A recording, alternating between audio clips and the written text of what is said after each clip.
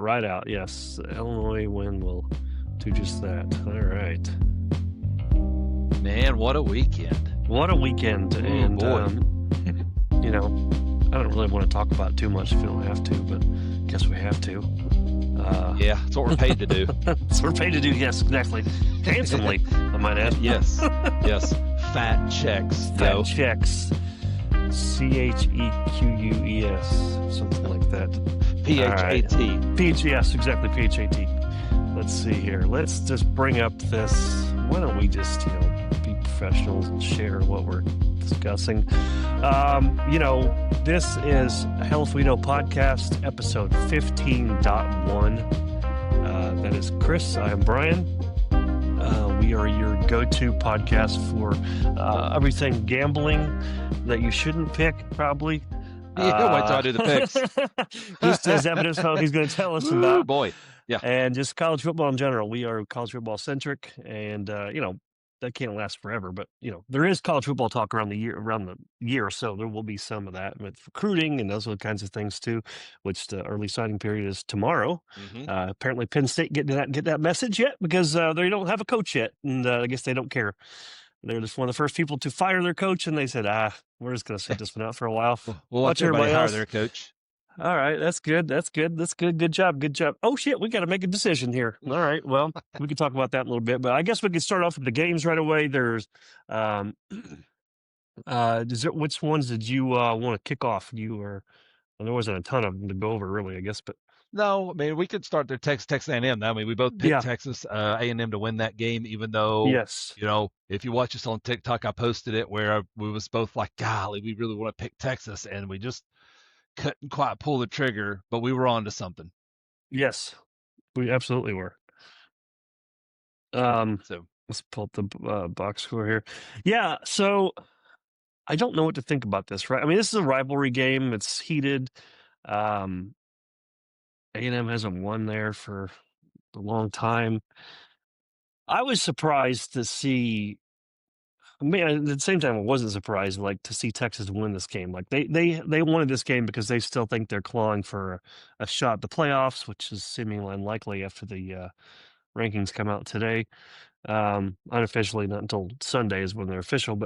And then A&M, they just kind of looked A&M-ish of the past. This is the game they've fared okay in this, but they're still kind of little brother in the state when it comes to this game, and they kind of showed that to be the case. Texas is such a weird team. How do you beat an A&M team, hold them to 17, and then lose to a shitty Florida team a month ago? Or a little longer and a little more than that. I just, Reed is who he is. I think he's going to make some plays. He's going to turn the ball over for you too. So I don't know if that's going to be conducive to making a run in the playoffs. They do have obviously talent. We've talked about them for weeks now. But that's a tough loss there. Rival and, shot yourself out of a title game too. That was a big loss for them. What'd you say? What Texas do that was they were able to? They ran the ball well. I guess that's the biggest thing. Texas hasn't been able to do all year, and that was a little surprising more than anything. Now the Texas won. Well, obviously, we were kind of looking at that, we kind of wanted to pull the trigger. I didn't think Texas was going to run for over 200 yards. That's for sure. A&M did. They look like a team that wasn't. I don't want to say wasn't ready to play, but it's like they almost went in this game knowing, cares, right? We could drop it. It's whatever, because me and you are on here every week saying how the championship games really don't mean much anymore, and and how we talked about Georgia got the big loser Saturday was Georgia. Plain and simple. Even though they get to go to Atlanta to play for the SEC championship, they're the loser. And we'll talk about that Georgia Tech game in a second. I got some crazy stats on that. But they're the big loser this weekend because, and we talked about it last week, if you're Elko, you don't mind this loss. You ain't got to go battle Alabama and Atlanta and risk injury for something that anymore the playoff has watered those games down. Right. And two, your team now goes into the playoff with a loss feeling pretty ill about itself. Mm-hmm. And teams will sometimes, a lot of times, depending on the makeup of the team, will lock in after you put an L on them. They take an L, Yes. lost, we can be beat, been undefeated all year. It's time to hone this thing in and go win this. Sure. And A&M may do that, but Texas is, yeah, that it when it comes to playoff, the Florida loss keeps Texas out of the field. Plain and simple. They have three top Absolutely. 10 wins, which are good. You win over Yes. A&M, over Vandy, and over Oklahoma. Right. Yep. Yeah, all three of those teams are going to the play. Well, Vandy's probably not going to the playoff, even though Right. 2-10-2. I'd put them over a lot of teams that might Uh, make it, though. yeah. I mean, that's a discussion we can have. It will be, and it's just that Florida egg is going to cost Texas the playoff, and It is. Sarkisian can go on there and It's can not the bitch and Ohio moan. And State game. if Yeah. we would have won this, if we would have done that, da da da. Well, that's true, but the Florida loss is going to keep you out. That loss right Yes. there is your undoing. So enjoy being in Orlando or something like that on New Year's, because Right. that's where you're Right. headed at 9-3 Texas. So Absolutely. No, I mean, like, they want to be like, oh, we shouldn't schedule Ohio State and big teams. Like, no, you should do that. You're not getting punished for losing that game. You're getting punished by losing to a right, 4-8 Florida team who's exactly barely right. got to 4-8. Like their wins are against Long Island U, an awful Florida State team, and a couple other teams, Texas, and then one other garbage team, Right. Mississippi State, maybe. Yeah. Yep. It was. So, like, that's a bad loss, right, Sark? So you can yap all you want about, scheduling non-conference games, but I don't know. That's just it falls on deaf ears to me. But so yeah, you're right. It should. A&M. That's it. Like a couple 3 years ago, this would be like really frustrating because like you still want to win an SEC title because that's something A&M hasn't been able to do, right? And I'm sure they would have Right. been happy to be in the title game and go for a shot at it. But in the end, you want to hang a bigger banner that says national champs Right. rather than SEC champs, right? Because that's gonna last. That's gonna make you more money if as if A&M needs more money. Bring in more recruits as if they can bring in more recruits. So yeah, they lost. It's a rival loss. That's about the extent of where you're really upset. I think if you're a A&M fan. Yeah. And there's two schools of thought here. One is you take the loss now, and then that locks you in and gets you refocused on what really matters here in about a month or so, or I guess a couple, 2 or 3 weeks, Yeah, whenever that couple weeks. kicks Yeah, off, because like they'll 18th, I probably think. host Yeah. a playoff game now, right? So Yes. in a Yeah. few Absolutely, they weeks, will. Yep.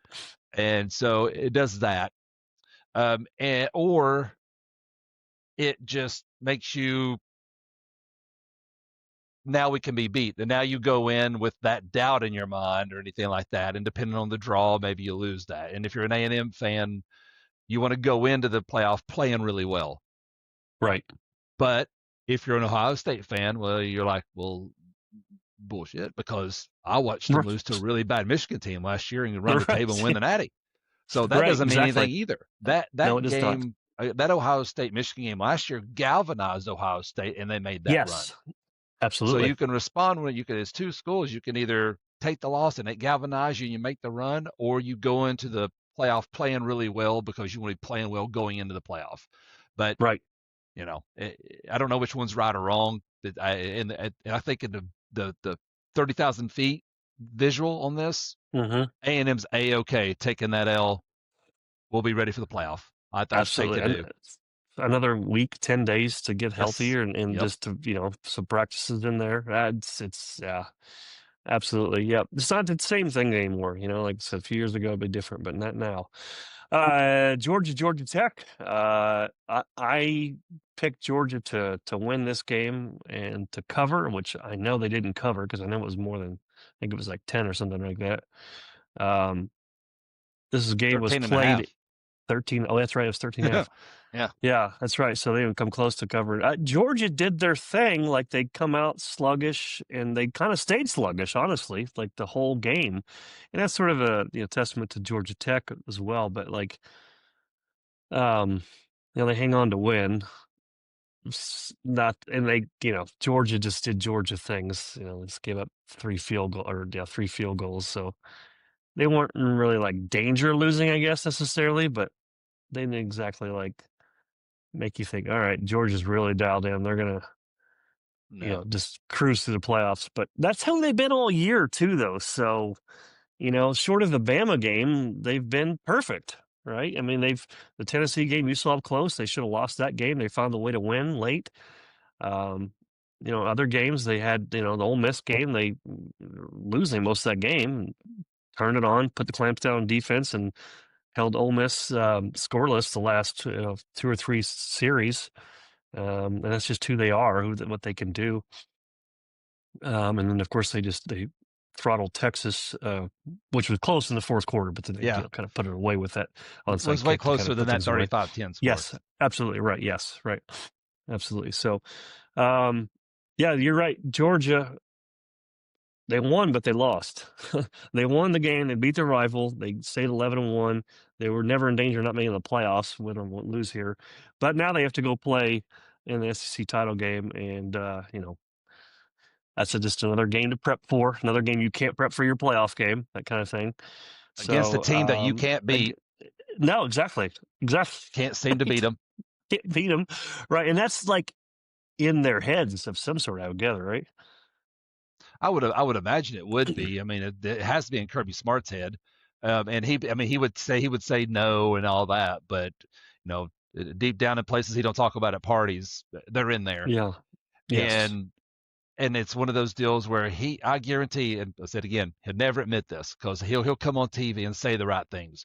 We want to play for the league championship first. We want to win the league, and then we want to go and win the national championship. That's our goals. Yeah. Right. This can accomplish one of our goals, and all that's fine coach speak. No one believes that, dude. No. When especially now when they had a couple offensive linemen go down, Bobo, their center, is hurt, and that's their starting center. That's besides maybe left tackle, those two spots are these spots in the offensive line where you can't be bad. You can't, and right? Especially exactly. if you want to win a national championship. And 100%. after they had those handful of injuries and Bobo went out for Georgia, second half, the Georgia Tech front seven, who isn't exactly the 85 Bears, dominated that Georgia offensive line. Just yes, absolutely. they did. Second half possessions, Georgia had 5. Okay. Punt, field goal, punt is their 5 possessions. The one possession they had, they got a field goal, was 11 plays, 42 yards in the field goal. Oh, jeez. The other 20 plays, 37 yards total.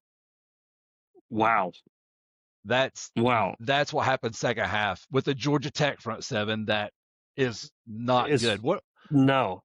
What will the Texas Tech front seven do to that offensive line, dude? Or the Ohio State front seven, or something like that? They're going to wreck that. Yes, and right. so they're going to wreck that. Alabama. I already go. We're going to do our picks tomorrow night show, but yeah, if you're Alabama, you got to love this position going in, because you might steal. I think today when the ratings come out, when the rankings come out, the latest rankings, they were having to travel. Bama was. Yes. You go in there and you put a good statement win on Georgia, that might propel you. Might flip things a little bit. It might propel you to a home game at that point. Mm-hmm. It's a huge game for Alabama. Absolutely. Yeah, way more. I mean, way more for Georgia just wants to survive. They'd love to get that W, but just to survive and not get further injured, so they can get, make some sort of run. But yeah, that's a really good point about the Tech D line at front seven controlling the line of scrimmage, and that's not something you see happen in Georgia, right? On either line of scrimmage, generally speaking. So that's it just shows you how important it is to have great quality depth, which is harder to do now, right? You're not going to have 2 5-star left tackles, it's just not going to happen. Or, it's just, you can't stack talent. Age is over for college football. No, absolutely. As evidenced by Vanderbilt stealing the #1 recruit from Georgia, the kid from Nashville Christian School, quarterback, going to Vanderbilt now. So there's never been a bigger steal than that, I don't think, right? Georgia losing a quarterback to Vanderbilt. That's a heck of a get for Clark Lee. Yeah, if I told you that 4 years ago, you'd be like, "What? The Vanderbilt's not taking a Georgia quarterback. This is the top team in the country. They just won a national championship. There's one of the best teams in college football history, the 21 Georgia team. Vanderbilt's not stealing the top quarterback in the country from Georgia." Want to bet? They just did today officially, and they'll sign tomorrow. I don't know if he's enrolling early or not, but that's that's amazing. I throw in, Texas Tech's got the Keyshawn Henderson kid. Or I'm sorry, that was Houston. I mean, Yeah. grabs a kid out of 5-star quarterback. Texas Tech is grabbing 5-star D lineman, and Maryland has got a 5-star D lineman because a local kid that they were able to convince to stay home with a nice bank account. So just different, right? Went off track a little bit, but it's just sort of Georgia can't have five stars in the two deep. It's just not going to happen. Hell, Which Georgia is Tech is getting 5-star offensive linemen, which makes sense because Brent Yep. Key's a monster, offensive line. But that just And shows you how different this is. I'm here for it too. Like, give me the parity. Absolutely. Give me good teams all Yes. across the country, because when it comes playoff time, I want to watch good teams, and we'll talk about the playoffs, especially when Absolutely. that happens, because while the 12 best teams are not in the playoff, they're not going to Right. be in the playoff. People just get ready. The bottoms, couple 2 or 3 spots are going to be reserved for teams like Tulane or North Texas or someone like that because of the structure. And Right. it's not the 12 best teams. Maybe that changes, but it's not the 12 best. But it's yeah, I'm here for it. I mean, I want 12 good teams in there, not Absolutely. 2 or 3 elite ones, and then everyone else is trash. I want Right. 12 teams, and half that field can win a national championship. That's what I'm here to. Right. That's what I want to watch. That's what we see in college basketball, right? I mean, there's some really elite teams. There's been some undefeated or near undefeated teams, Kentucky and Wichita State, probably 10 years ago, something like that at this point. There's lots of teams that have a shot to win it, right? Some of them, like UConn the last couple of years, whatever. Like, all right, they're the favorite because they are just ultra talented. They're great coached. They blasted through everybody. But other teams, Michigan made a run. Villanova wins a couple a few years ago. Like that's not Yep. exactly a school that's. I mean, obviously basketball school, but like it's not like one of the biggest blue bloods like Kentucky or Kansas or UCLA and or Carolina or Duke. Like so, that's what you want to see. We want to see Georgia Tech be the team in the ACC championship game to maybe in the playoffs. No, we're going to see either Virginia or Duke Right. win the ACC. And if Duke wins, they're probably not in the playoffs, and the ACC is going to get shut out because they're not even Right. in the top 20. And 10 and How 2 funny is that? Miami should be in. Yes, 10 and 2 absolutely. Miami Right. ought to be in, because they're Yes, playing better now, and all the ACC teams, they have by far the best shot to go a long way in that oh, playoff. They're talented enough to do it and everything, and they're absolutely. going to get left out. So Yes. so we'll talk They're, about the Vanderbilt one yeah. too. Yes, absolutely. So Georgia survives barely, and we'll see how they can do this weekend. It's Bammer. Bammer. Ole Miss takes care of business at Mississippi State. They did kind of their thing, just kind of slugged through the first half, 21-10, and then there was no doubt that they were going to win this game, right? Even with all the Kiffin hoopla and distractions and such, they still took care of business and doubled up. I think they probably covered the spread. I don't remember it being 19. That was that, but yeah, not much Seven to and a say. I half. guess that was 7.5. It was The only things seven I and a got. half. Oh, that's right. That was that one. It was like, there's no way Uh-huh. this is this low. Okay, yeah, that was Yep. the lock of the week. Absolutely. The things to talk about this, I guess, is one, obviously Kiffin did take the LSU job, which everyone knows by now, and Ole Miss got bumped up to 6th in the rankings tonight. Yep. So that's an interesting. I mean, They're going to be hosting I'm not sure Oxford. much more to say about. They're going to host an Oxford, right? With new coach. They D coordinator takes over the job. Who was D coordinator at Bama in their title game in 2020, but. I don't know, like this guy watched pieces of this game, but there wasn't much really to see other than like, all right, how big are the fights going to be? Anything like that. That's about the short and long Couple. of. Yeah, there's a There's a couple couple of them, but decent nothing. ones. Couple scuffles. Yeah, nothing crazy. Like hockey fights. Yeah, You expect kerfuffle. them, and then they're fun to watch, and then that's it. So. Right. Okay. Move on. Right. Yeah. Yeah. Yeah. So that's Kiffin to LSU, which is the least shocking thing, I guess. That Yeah, we'll we were we'll talk seeing. about There's a that lot here in a of few minutes. Yeah. drama about that. Yeah, exactly. So, Utah hangs on to beat Kansas. Come back to win, I should say. Arizona beats Arizona State. That's it. There's no more games. That's right. Right. That's it. So that's all That's the it. games, right? There was no other games, right? Not Wait that a I minute. What's remember. this? Not that I What want to is this remember. game? What's this game on Saturday? We just talk about it, get out of the way. Ohio State Yeah. 27, Michigan 9. This game was not the score is not indicative of how dominant Ohio State was on both lines of scrimmage. Julian Sayin starts out 0 for 2 through a pick, the second play of the game for Ohio State, and I got excited because Michigan was able to go up 6-0. But I'm also like, well, that field goal's not going to win this game. No. So on You 4th thought and they had to 7, I cash it in guess. there. Yeah, the 4th and 6, I guess you have to kick a field goal there, but it's like, dude, this ain't gonna be enough. Which turns out comes clearly right. Um, the, the two things one thing I was worried about is Michigan getting pressure, Derek Moore off the edge, getting pressure on Julian Sayin, and Derek Moore, not sure he even made it into the stat sheet because he didn't have any pressures. He did absolutely nothing. And Sayin had all day to throw. I think he got touched once, hurried maybe twice. I mean, like I'm literally hurried stat a couple times. He had all day to throw. And when you're throwing, you have all day to throw to top 5, top 10 for sure. Who played? Draft picks, NFL draft picks who both played and Yep. both had touchdowns, nice big play touchdowns. Yeah, that's just too much. And then, no excuses, but Michigan's they just down to your running back who's just a walk on, and it is what it is, and they decided Ohio State games when they start wanting to try to run Underwood, which you can't just start running that out of nowhere. You Right. need to rep that all year.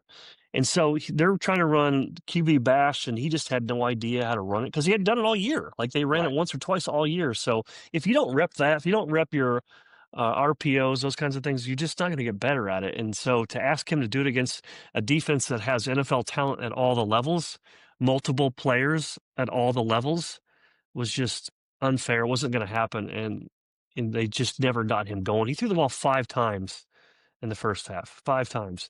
You pay a kid $4 million a year, whatever, $3 million a year, you only pass 5 times against Ohio State in the first half. Last year, Davis Warren threw it 7 times against Ohio State. He's a walk-on who had cancer 2 years ago. So what are we doing here, right? What are we doing? In fact, Underwood had 63 yards passing for the game. Yeah. Last year, Davis Warren, the cancer kid, 62 yards passing.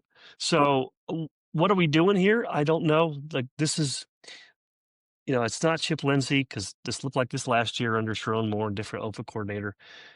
Some more head coaching questions like, what are you doing? Why have you not gotten a quarterback for the last 2 years for a backup or a starter? You only get quarterbacks who are in traction or their shoulders are blown out. I don't know what to make of that. Recruiting well, right? That's only 60% of the deal, though. You got a game day. Your coordinators, special teams are a joke again. Like there's some real questions that you can't go 3 years not making a 12-team playoff. So next year it's like the seat's hot. And if it's not like you can't do this. This is not sustainable. You cannot get elite talent like Bryce Underwood and Andrew Marsh and miss the playoff for the 3rd time. And they have a tougher schedule next year. They play at Oregon, at Ohio State, they play Indiana.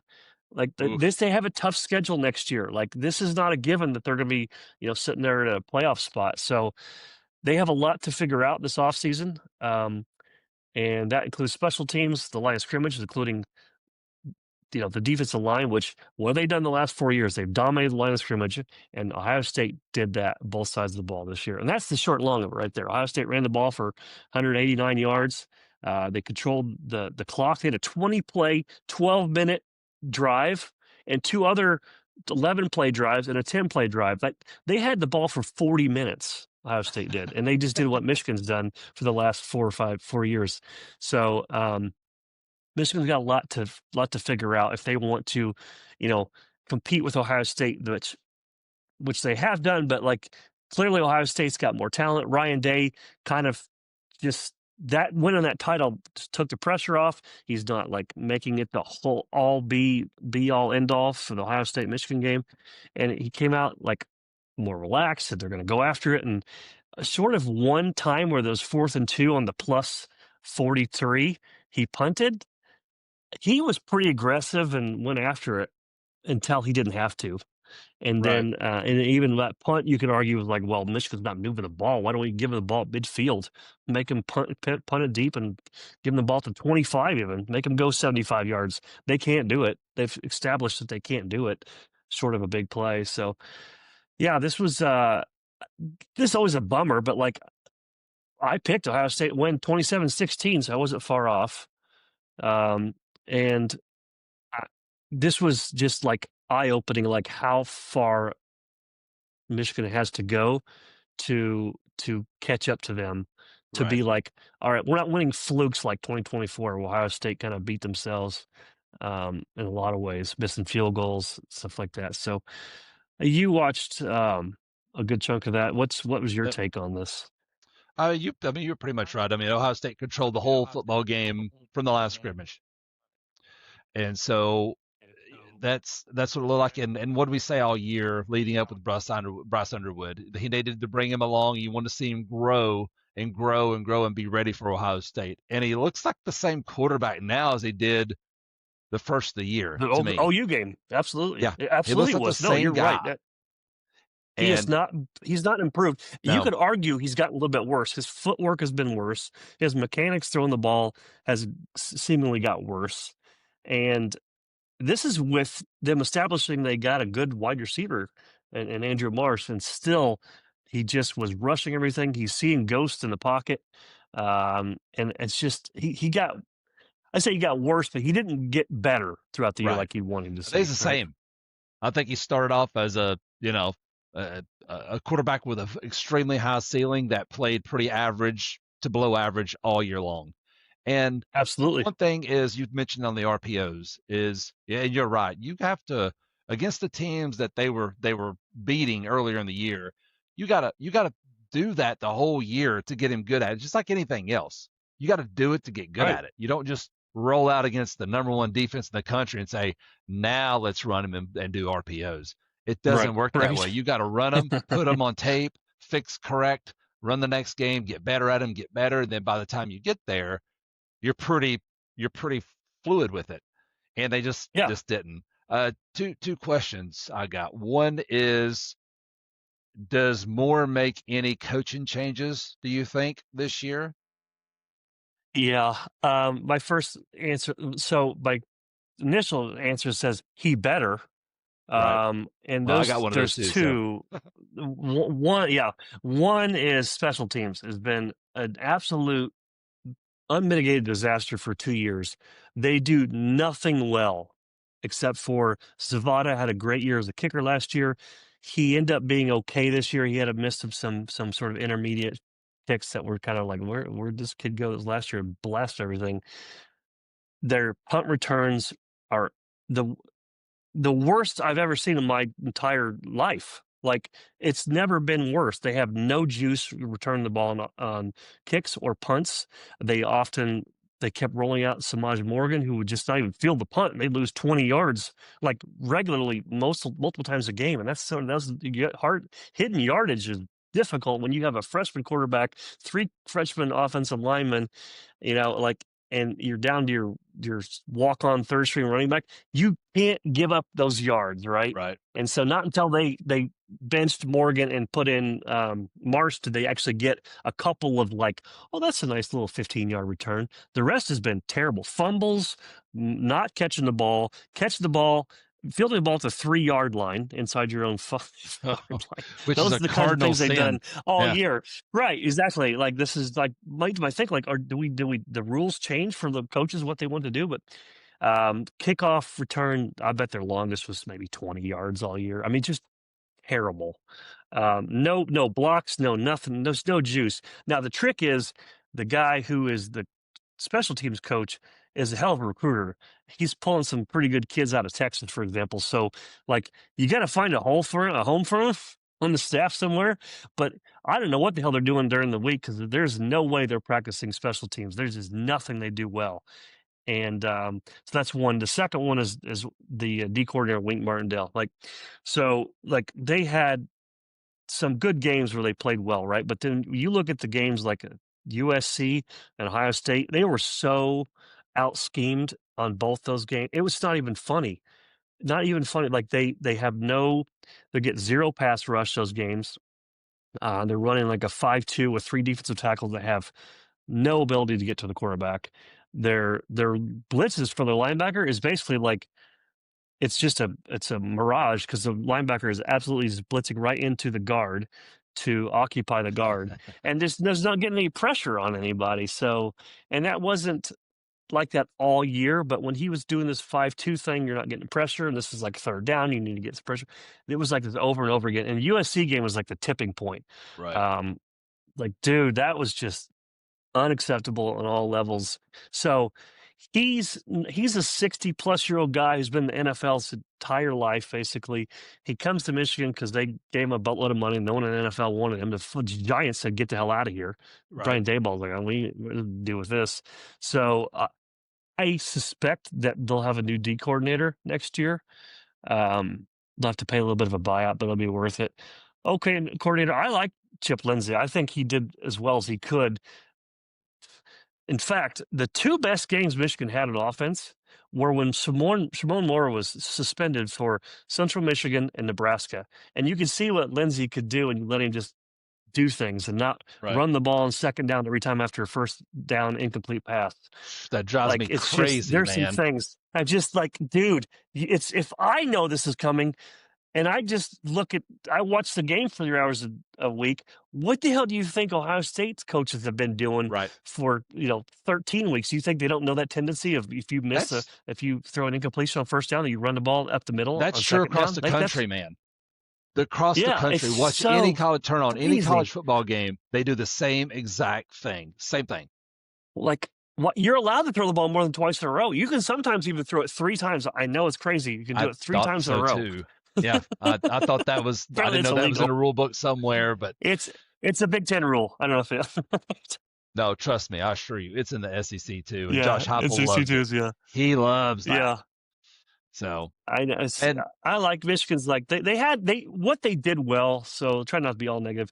They did have three redshirt freshman offensive linemen who held up pretty well against a really good Ohio State D lineman. They have a few individual plays here and there where they got pushed around, but by and large they did a pretty good job all game. So that's promising. Clearly we see Underwood's potential when he's feeling confident and playing well and using good footwork and stuff. He's got all kinds of talent, right? They have Jordan Marshall, the running back. When he's healthy, he's a really nice back. They're bringing in one of the top running backs in the country from the last few years, Savion Hyder. There's talk that Justice Haynes might actually come back for a senior year since he missed half the year basically. We'll see about that. That'd give you three 2 to 3 elite running backs. They have a great wide receiver in Marsh. They have some other pieces. That it's the defensive line's troublesome. They need another stud wide receiver to complement Marsh, and they can really use 'cause everyone's going to say this, some elite right, defensive tackles in a right. corner, right? That's those But no one guys says are. that. Oof, yeah, Well, Mason Graham like and Kenneth diamonds. Grant papered over a lot of problems last year, right? And that's why they both went in the top, 15 to 20 in the Yeah, draft. So Michigan needs another COVID year where some kids get under scouted because the coaches can't travel as much, kids can't go to camps, and they find these diamonds in the rough and they stealing turn them them. into monsters. Yeah. Although, turn into monsters, yeah. So there's that, but Eh, yeah, I guess that's you could talk all day about this yeah. game, but yeah, people watch it. You saw Ohio State just control that ball game. And then the last thing here, and it's a pretty quick one because I think the answer is yes. Is this Ohio State version? Is this version of Ohio State better than last year's? Because I think it is. Yes, I think absolutely. it is. Somehow, Yes. somehow it is. Um, It. and defensively in particular, like Yeah. that's because they had two anchors on the deal on the ends, JTT and Jack Sawyer, there for 4 years and started for 4 years. Like Right. they had uh, great talent. Caleb Downs at safety, right? I mean, they have all these talent, but like somehow, with addition to Matt Patricia, who was able to, put these kids in the right position to keep teams under 15 points a game. I think it's under like Right. 10 or 12 points a game on average. Made this an elite defense. Like so damn good, so disciplined. They tackle well, they run the ball well. I think they're a good notch above last year. And then when you throw in there with Julian Sayans, a better passing quarterback than right? Ron Howard. The Ron Howard. ceiling high is much higher. Yeah, Yes, the absolutely. ceiling's He higher throws a for beautiful saying. ball. Yes. Their offensive line is more polished this year. They have I wouldn't say the running backs are better this year as No. far as talent wise, because Judkins and Henderson and Henderson are Judkins are, yeah. studs, right? Yeah. But they ran the ball better. For example, against Michigan, they found a kid, Bo Jackson, that's going to be Not that Bo Jackson, a folks, just great running to back for them, clarify. right? Exactly. Yeah, just to be clear. Yeah, right. Although he probably could have ran for 160 yards against Michigan's defensive line and linebackers last weekend, but yeah. So I agree. They are the favorite to win this thing again, which is gross, but it is what it is. Yeah, it'll be interesting to see, and of course we'll talk about it tomorrow. Get more in depth with it on how they do against Indiana, which is a humongous step up Mm-hmm. in offensive competition. Probably by far the best offense they've Yes. played all year will be Oh, Indiana not even next week. close. Absolutely. Yeah, and so Right. it'll be you'll get to see more. I want to see them stressed more. See it's teams that can be Yes. explosive, that can take the lid off, that can do those type of things with a quarterback that can run around and makes good decisions. And Mendoza does all that for Right. Indiana. So that'll be an Right. interesting thing next week. But we'll talk about that tomorrow Yeah, because we can talk absolutely. about So that the whole hour and a half too. absolutely we could. Um, Anything else before we jump on to some other Nah, games? Not nah. much I more to mean, say. All right. we can move on to coaching if you want to. We don't even have to discuss any more games if you don't want to.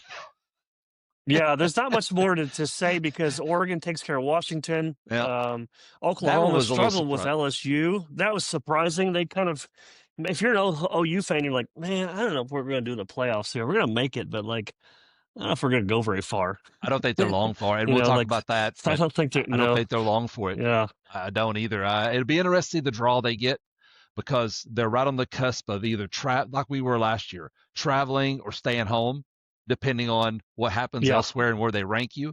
They could be either one, and depending on the draw, who they get, I don't know. They make it past one game. I just don't trust their offense enough. I don't either. Absolutely. Defense, because they're going to they can't rely on them to score that much. So, No, Alabama survives Auburn. They looked like they were in control of that game. And then, Auburn made a few plays and, the voodoo got them within striking distance, but right? that's a rivalry game. BYU, 41-21. Miami takes care of Pitt. We picked Pitt. USC, we picked Pitt. Yes, that was dumb. Yep. Why would you do that?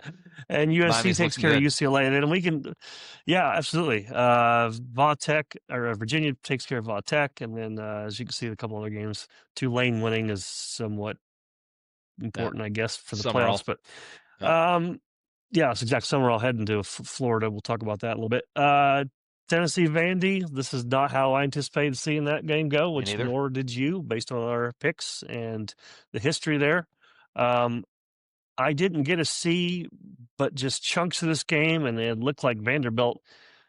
It was a pretty even game. But Vanderbilt just made some plays late. Tennessee couldn't do anything in the second half on offense. Is that the short and long of it? Pretty close. They were humming along. Tennessee offense was in the first half. They were up 21-14 with the ball, and they just don't.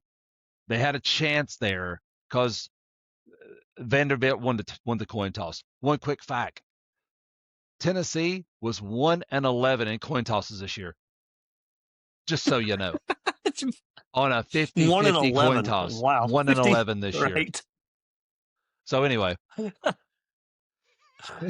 Wow. Yeah. I wish I could extrapolate that over the rest of the year. Like, we'll have to see what next year looks like. So 1-11 this year. Let's see what they look like next year. I mean, obviously the odds are always going to be 50-50, but somehow it's going to come back in your favor eventually, right? Maybe it's 6 years from now. I don't know. Who knows? You go 12-0 in coin tosses. I don't know, but right, it was they looked good on offense first half. They got a couple turnovers off Pavia, a couple interceptions. They turned both those into 14 points. They're up 21-14. They got the ball. They proceed to go 3 and out and punt the ball back. And then Vanderbilt scores in the first half, gets ball second half, goes on about a 7 or 8 minute drive, scores, makes it 28-21. Tennessee has the ball, and they're driving down, and to go in the end zone, Mike Matthews drops a touchdown, and it is from that point on 31-3 Vanderbilt. 31-3. So you Yeah. just they had a chance to kind of take control of it, but what we've said all year, what have I preached on this show repeatedly? The kid's a winner. He just wins. And Yes. and I also said earlier in the year that the last thing I wanted as a Tennessee fan, and call it, it's not being scared. Don't you can call it whatever the hell you want to call it. The truth is, you didn't want to play that guy with a playoff spot on the line, and No. you wasn't there, but you were damn near being there. You were a 40-yard field goal away from it, and playing halfway decent against the Oklahoma team in their own red zone from it. And you're going to that game with a chance to go to the playoff, and let's see what Yeah. happens. But he just Pavia just makes plays. He should be in New York. Now I wouldn't give him the Heisman, but he should Right. be in New York. He should be He invited. should be. He should be. Yes, He absolutely. just Right. they feed Absolutely. off him that way they use him. Now you talked about Bryce Underwood running out RPOs. No one does it better in the Yeah. country that I've ever seen than Diego Pavia does it. He runs He's it money. Like in a as sleep. well as you can run. If the dude was 6'4", he's a first round draft pick. Absolutely. Right. His problem is he's 5 foot nothing, and so he Yeah. is what he It is. says he's 6 foot, but that's probably with cleats, like 2-inch cleats too. And that's not near tall enough for a quarterback anyway. I mean, unless you're, No. there's exceptions Drew to that Brees. always. I mean, But it's not a right. right. However, It's yeah, Drew Brees yes, is the Hall of Famer. Like, yeah, Diego Pavia is a fantastic college quarterback. He is not going to be that. no, UT, their average 12 missed tackles a game, 12 missed tackles on Saturday. They were Vanderbilt. They were 7 of 10 on third down. Half of those third downs are 3 yards or less. So that's why they're 7 to 10, right? That's gonna. Yep. They run for 314 yards. So that's like video game stuff on like rookie. Right. Right. And yeah. Exactly. Right. Aguilar was 29 of 44, 44 attempts. Too many attempts. Way too many. You can't throw the ball that much. You got to throw run 44 times. Yep. And you run the ball okay first half. They give up a 30-yard untouched Deshaun Bishop touchdown. Vanderbilt did, and they proceeded to have like 10 yards total for the rest of the game running the ball. I don't know what Vanderbilt did. They just adjusted really well. Clark Lee is one hell of a football coach. And I think, and I don't know, it won't happen this year, but what's going to happen to Vanderbilt is they're going to go 10. They're 10-2 now. The first time they've ever been 10 wins since 1902. First 10-win Vandy season. But they're going to get left out of the playoff. And I would say Clark Lee will look at this season and say, this is the best Vanderbilt football team there's ever been. And we couldn't even make a 12-team playoff. Right. And then realize that I've got to do something because I'm never going to reach my potential here. I'm never going to be what I want to be. I want to accomplish what I want to accomplish in coaching. I'm not going to accomplish it here in Nashville. So I could see that happening. But yeah, just disappointed. We talked about coaching changes with Michigan. I think the same thing with Tennessee. I think Heupel will not. He's never fired an assistant. I think that he won't fire any assistants. I think when those assistants come in for the yearly evaluations, it will be very, very clear to those assistants and Tim Banks, the defensive coordinator, that hey, you need to take another job. I know you got jobs out there. You got agents out there looking around. You get a position, you should probably take it. My advice is to take that job. Take one. Yeah, take the job. Offensively, they're fine offensively. They were fine offensively all year. Yeah. This offense is a year too late because we needed last year's defense with this team, or this year's offense was last year's team. Yep. And you just exactly right. Aguilar's fighting to have another year because he went a year in JUCO, so he might be doing the incredibly lawsuit. Good. And we'll see. I'm kind of meh on that as far as not counting JUCO years. I mean, you're in college, it counts because what are you going to do? Have a JUCO guy here for 3 years and then those don't count. Now you get a 7-year guy in college. He gets 4 more years. What the shit? Was he going to be a doctor? So, I'm not a big fan of it, but we'll see what happens. When it comes to lawsuits, you don't know. I mean, absolutely. You have him back. the No. thing Well, is, because you have the Brandon kid, one of the top quarterbacks in the right? country, coming in. Let me tell you, you don't want your freshman quarterback to have to start every game if you don't. No, Let me tell you from experience. yes, I don't care for how sure. good he is. Doesn't matter how good he is. It's one of those things where, No, you know, Tim Tebow is one of the best quarterbacks who's ever lived, and he played on running third down and absolutely. shorts is all he did as a freshman. So Yes, right. there's He a was a reason bulldog. why That's that's it. the He's a case. bulldozer. That's it. So it, Right. the problem Tennessee is going to have is money at the quarterback position. You're going to pay Mm-hmm. you're going to pay Brandon because you're already going to pay him. You got George You're right, McIntyre, band. who Yep. is a 5-star kid. You're paying him. You got Yep. Jake Merklinger, who is probably going to transfer out, but you're paying him. And then Joey's getting a pay raise if he stays and he wins that Yes. lawsuit. From So someone. there's so Right. yeah, Right. it's probably Tennessee will probably pay him because if you're Heupel, I think you have to because You that's your kind quarterback of next have year. Then you to, grow. right? Yep. But you're going to lose some as well, and so they got to get better. They got to figure that part out. They will. Um, and defensively, they got to be better, just like Michigan. I mean, just like any football team's going to be. Mm-hmm. Defensive tackles are a diamond. You got to find them. Got to Yes. round them up. Linebacker, Tennessee's okay at linebacker. They're talented back there. Safety is atrocious. They're coached by Tim Banks. He doesn't Yeah. recruit safety position very well, and Well, he don't coach it very it, well. it, So if you can't coach your position, you're a D coordinator, and your it's position the coach. worst on the defensive. Yeah, That's not. You're not probably good. Yeah, you're probably not a good coach or a great coach for certain. Like it's like Michigan. Sharon Moore's hanging in there because the offensive line is pretty damn good at Michigan, right? That's who he was, right? Offensive line coach. You can't be a head coach or a D coordinator, O coordinator, and have your specialty be shitty because you're not going to last. It's just Tim Banks is a good example of that. yeah. On the offensive side of the ball, they're pretty much okay. I mean, I don't have really any complaints. Brazel was great. The wide receivers played really well. They had too many drops, Yes, so they got to work on that. Running back was fine, right, even though I thought they wasted Star Thomas. I thought he was the best back on campus, and they just decided, we're not using that guy. Um, I right, don't. I love Bishop, hometown kid, love him, but the ceiling was higher with Star Thomas. If he would have got the same workload, absolutely. but offensive line was okay. Had some injuries, played okay through the year. Um, and of course, quarterback is all Halsey and Heupel, and they're always going to get one thing. Heupel will always get. Say what you want to about him, he's always going to get good quarterback play. They just manufacture decent quarterback FC play. is Um, it would right. have been interesting to see what Nico would have been in year 2 full time, but you'll never know. Yeah, He for was not sure. good at UCLA, 3-0 at Right. UCLA, but there's no roster there. So, No, but that's right. you That's got hard to that compare. you're going to be playing in Jacksonville in a bowl game. They're saying it's going to be the Gator Bowl, what used to be the Gator Bowl, and what it's called now. Yep. And Illinois is likely A the tax team. slayer bowl. Yeah. So Okay, so that's maybe some, Nashville. That's on the table too. So we'll see. But sure. Would you go you to got to that make game? Was it upgrades. Nashville? Did you go to the game? It depends on what kickoff was. If I was off, Yeah, if it's like a yeah. 2 o'clock kick, 2 o'clock kick, you could drive over a couple hours, watch game, drive home. I'm for that. If it's like an eight Yeah. o'clock kick, night game, nah, I don't want to stay the night there to go to the Music City Bowl. Well, Don't interest me. it- Don't interest me at all. I wish, yeah, it's interesting because Michigan may end up playing like a Vanderbilt or a Texas. That would be Yep. interesting to see Yeah, I think Bobby up that's close. Not really, although I guess he'd play, right? I mean, he's not yeah, exactly he'd going to play. be a first round draft pick or anything, No, like so. he'd play. He's on Um, milk every minute out of college football. He deserves it too. as he should, absolutely, yeah, Yep. absolutely, he should. So. That pretty much wraps up the weekend of games. There's way more to talk about, though, really, because how many coaching changes were there?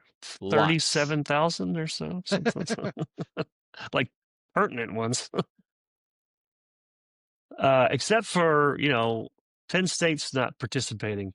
They're going to close down their not going to be a college football team anymore. That's what they're just saying. We don't care. We're not going to hire a coach. We're going to maybe take our interim coach, who's only time he's a head coach was a West Pennsylvania high school about 12, 15 years ago. Yeah. So you have a list of all said coaches.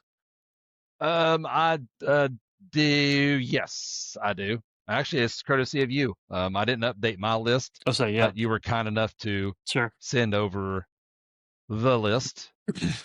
So, Well, just start at the top. Like, so Penn State is open, right? Let's yep, just say that it's open. There's talk. The BYU coach said, "No, I'm good here," which would have been a weird fit anyway because he never coached anything past the right. Mountain West Conference. And he They don't look obviously like a they Penn State guy. no no. Not to make judgments on Uh, how people look, but he definitely doesn't no, fit the mold of Penn State Chris, coach. no, he does not. He does not. So now they're like, what are they doing? They miss out on all the like the hot names, like Sumrall and Chesney, and Clark Lee said no, and then uh, they kicked the tires with Matt Rule for a second, and thankfully for them, they decided, well, this guy is floundering at Nebraska. We don't need to Right. bring him here. I don't care if he played here under Paterno or not. I don't know what they're going to do. Like Jeff Brom's name they're throwing out there. I'm not sure Brom's going to leave Louisville for Penn State. Like That's his alma Brom's, he's mater. home. He's the king of Louisville, right? Yep. Yeah, that's his alma mater. No He's the king of Louisville. They expectations. got Papa John's money, so Yep. right. I mean, they just beat Kentucky 41-0. Got Stoops fired. I don't know Who why already he hired a leaves. So coach, by the Terry way? Smith is the interim coach. Exactly Who right. already hired a coach? So they don't. They're not messing around. So lots of coaches to start with. That was the Penn State one, which is only I'll bring it up first because it's the one opening. They fired their coach early, right there with Tech and all the other teams. And they're still sitting there without a coach, and signing days tomorrow. Okay, Penn State. And they have 5 commits left. 5 commits left right now. Penn State does. By the way, James Franklin's taking some commits from Penn State. Yes, and taking right. Them Oh, from yeah, Virginia for sure. Tech. And I've got a really provocative question involving James Franklin. I think I might have the same question. I think we might have the same question because I have an idea. Okay, let's see. Go ahead. But the next talking about Penn State, whatever your thought was. If you're Penn State, do you kick the tires on Brian Kelly? I mean, it's such an inflammatory thing right now, right? Because he's just not likable. He wasn't likable at Notre Dame. He wasn't likable at LSU. He was successful at Cincinnati. He was pretty successful at Notre Dame. He was successful at Grand Valley State when he was at that D3. But it's so new and raw. I think that would be a bad hire as far as like optics for Penn State fans because they're like they've seen Brian Kelly, right? They know who he is. They know what they're going to get. Did they just fire Brian Kelly's brother, James Franklin, like the guy that can't win the big games, right? I mean, like I don't know if that's I mean, I'm sure they've at least had some backdoor conversations, right? Because you have to have all these conversations, but like I don't know what they're looking for. Penn State. I don't even think they know. Are they going to hire Bill O'Brien again? I mean, it feels like they don't. Do you think they're you got to predict one? Do you think their coach comes from college or NFL? At this point, I think the NFL. I think it's a coordinator, like is it Joe Brady or someone like that? Oh, you nailed it. That's what I was going to say. Do you back up the Brinks truck to Joe Brady's house? That's where I was going. That's the team. Like that's your offense. You want an offensive guy, like whether you keep Andel Kotelnicki there as your coordinator or whatever. But like that's a hot name. It's been a hot name for a while. Obviously, like doing well in the NFL. Is it time for him to consider? Is he interested in considering a head coaching job in college? He's a guy you got to call. I think like it's a eastern part of the country kind of guy. Like he knows he just doesn't. I always worry because those guys don't have like recruiting backgrounds, generally speaking. Right. Like where do you start from that? You got to hire the right assistants, I guess. But you got to have a great staff. Any other names that? But do you have to recruit? I mean, you just got to have money. Recruit the portal, money, right? Exactly. I mean, money for portal, money for some high school kids. Right. I mean, in my opinion, if you just say, hey, listen, I need 15, 20, whatever it is, $1 million in NIL money, I'll get us a team. Hell, Texas Tech threw all the money and they built a team in a year.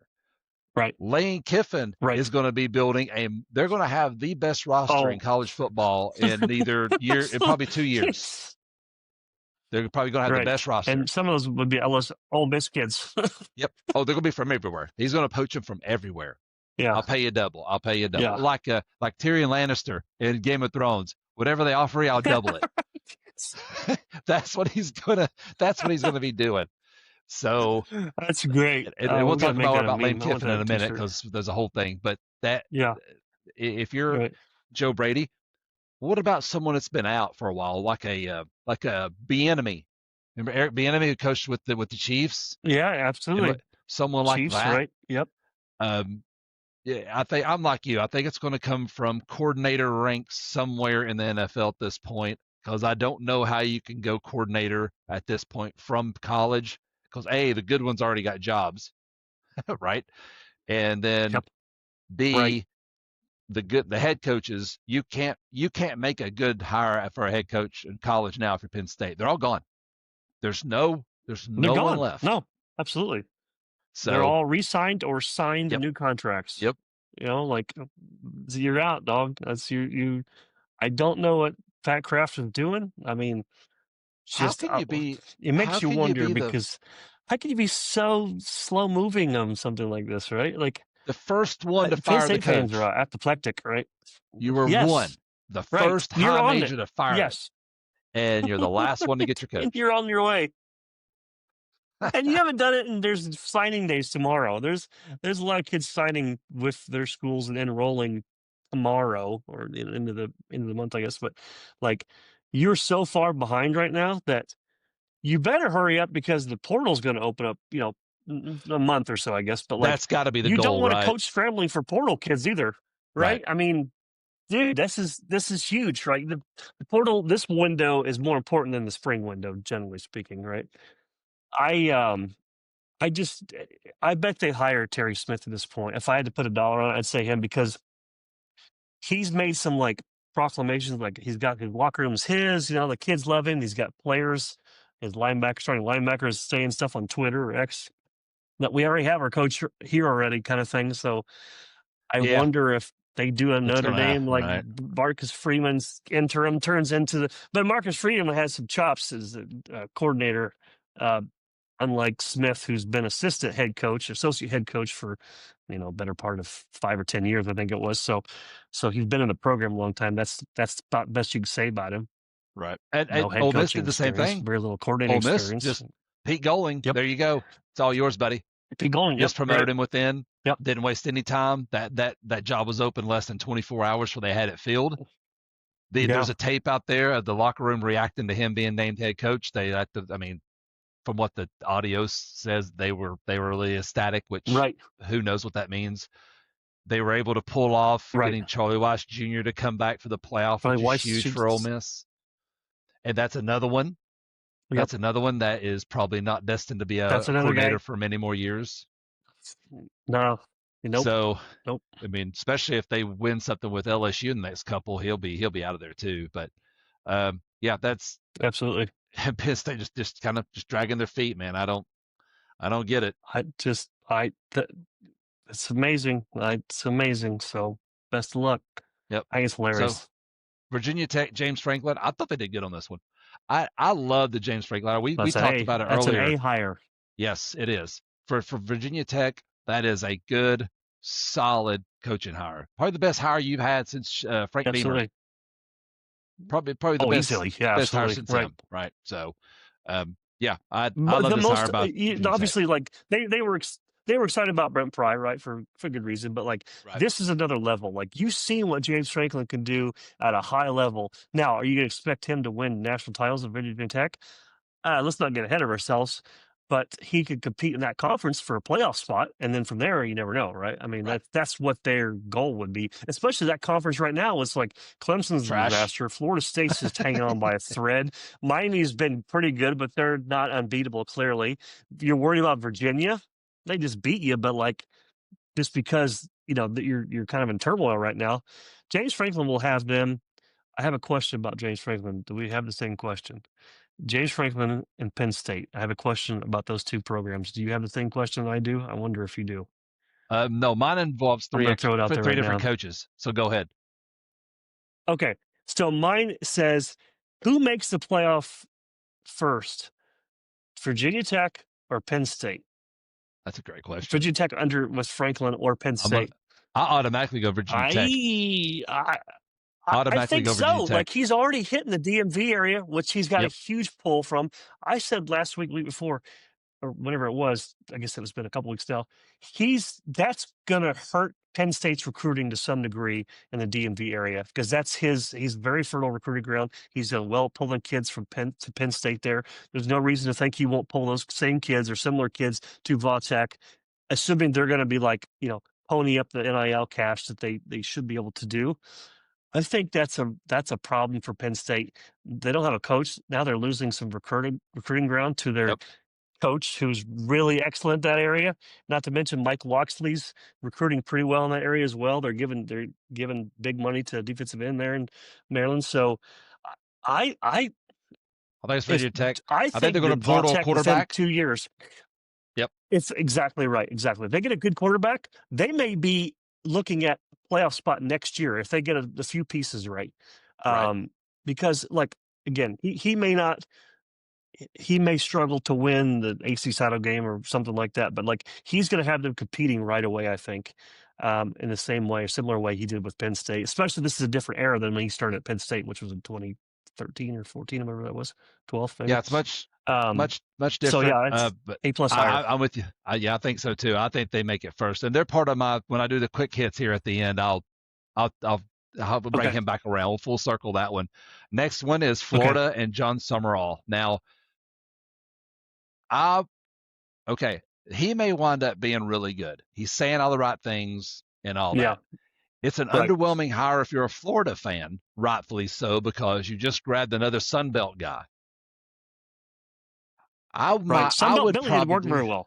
I would probably argue, and you're going to love this, I would argue you just hired the same coach that you just fired. Now, you may ask, well, Chris, you're a Tennessee guy. You're just being a hater. You don't have anything to back up anything you're saying. Yes, I do.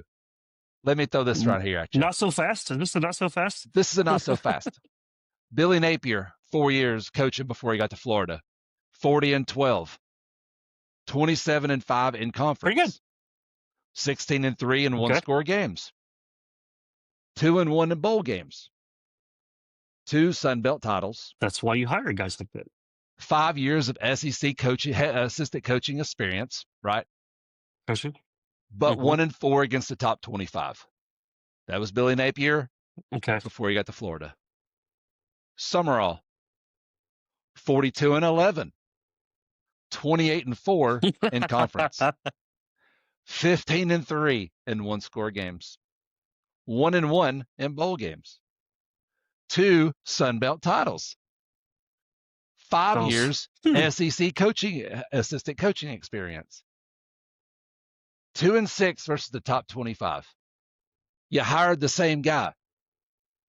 You say you hired the same guy, right? Same Sun Belt Billy. It's same belt John. I almost asked you, said, I'm going to read you off 2 resumes for coaches, and you tell me which one's Napier, which one's Summerall, because they're what's a wash? Exactly it's a wash. The same. It's a game or two here and there. The same ones. Yeah. Almost exactly. Almost literally exactly the same. Right. So yeah, no, because they had their sights set on Kiffin, right? I mean, like, LSU did anything less than Kiffin Florida fans, right? And probably their AD, they had their sights set on him, and anything less than him is going to be disappointing, absolutely. And they thought, like, we are in good position to grab him, and for whatever reason, like, maybe they dodged a bullet. We'll see, but I don't think they hired, and I don't think that's an A hire. I think it's maybe. I'll give it maybe a B- higher. It's not terrible. Yeah. It's pretty underwhelming for what you were for Florida. Like, you could even say maybe a C, because that's an average hire, right? At best. Right. I would be fine with that. It's certainly not an A. It's certainly not it's a passing grade, but it may not. It's not an F. It may not last. Right. Yeah. No, it's not an F. It's not a complete fail. Yeah, but it's not a home run. It's an infield single on an error. Yeah. Shortstop botches it. Yeah. Yeah, I'm with you. Sure, something exactly. You reached the base on an error. Right. Arkansas, Ron Silverfield from Memphis. Oh my God, they hate that hire in Fayetteville, Arkansas, and I don't blame them. A guy that's Do going they to finish really? sixth in I Conference guess. USA this year. And Yes, so right. you took over a Memphis Because team they that were Norvell had going, and you dumped it. going absolutely right. Yeah, they started okay, but they just kept going downhill, downhill. It's Right. like, well, I mean, it's a young mind. You're Arkansas. You need young minds, and they didn't want to go to Bobby Petrino gets. Right. um, I think he's better their than this coach, Fayetteville's not though. going to be happy because that's not going to last. No, Yes, but oh, absolutely, no, for sure, he's absolutely better. Maybe that was an optics thing, or a financial thing. Maybe they could get by with less money, but maybe. I Well, uh, I could see where they would not be pleased with that. So I I and I just don't see that being a huge upgrade over Sam Pittman, like in the next 3 or 4 years. Maybe a game or two here and there, but like Arkansas has so many problems.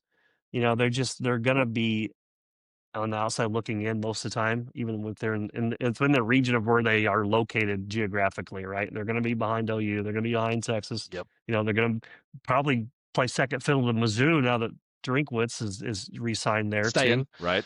Um, yeah, so that's the thing that Arkansas fans, I get it, but I don't know if they had a hell of a lot. They're not going to get a friggin' Kiffin. They're not going to get, Better than money. like That's what this the hire Oklahoma says to State. me. They don't have the money. That's Right. what this hire They're says to me. broke. It says we ain't got no Yeah. money, guys. We got the best guy for the money we could spend. Right. Sorry, Coach Calipari has taken all of Right. our money, and we're going to invest in basketball. That's a good way to put it, right? We'll throw you a few dollars and go Yes. hire great value coach, the Walmart brand coach. Right. Is what you're going to do. And so they like that's what hiring they Memphis did. coaches, don't they? Is it Yes. just close? Just geographically close? And it always works out. It always works out. It's cheaper to move them there. Yeah, it's cheaper to You don't move have to them fly because it's 'em. not as far as a distance. Yeah, Like you don't have to fly. You just load them up in a exactly. U-Haul truck and bring them on over. Yeah, it's only a few hour drive. It's fun. Auburn, Alex yeah. Golesh. Love this hire. This Auburn did so Love good. it, love it, And love it. he was on the verge of going to Arkansas was the word. And then Auburn was like, wait a minute, we'll give you is that right? way more Okay. money. We'll give you way more NIL. We're much better tradition. Home field is way better. Fans are way better. State of Alabama is way better to recruit. Yeah. Everything's better here. And he's like, well, okay, I'll just come there. That's a slam dunk for Auburn. Sounds good. I love that coach. I love Alex Golesh, man. I think that's he is an A+ hire. Yeah, I do too. Yeah, that's solid. That's an A+. If you're Florida, this should have been who you hired. If you're going to hire someone from a lower level, I think they're going to regret that. And if I'm a Bama fan, I'm like, oh man, this is going to make this game a little more tough here in the next few years because Kalen DeBoer is a great coach, but like I think Golesh is going to do really well there on the Plains. I think he is a no bullshit right. dude. You get a chance to go watch that press conference, introductory press conference. You could tell he is an intense individual. Yeah, he is ready. Yeah. So he'll do good at Auburn. I don't know that we'll see about the playoff and all that because it's much harder to make it out of SEC, but that's one to with NIL and everything. Next couple of years, don't be surprised to see that Auburn team knocking on a door. Just saying, heck of a football especially coach. If they could get a great quarterback in the portal. And they will. That he can mold and get something good. They could get something going right away, right? I mean, they can start competing like in 26, I think, potentially. If he, assuming he's bringing his staff with.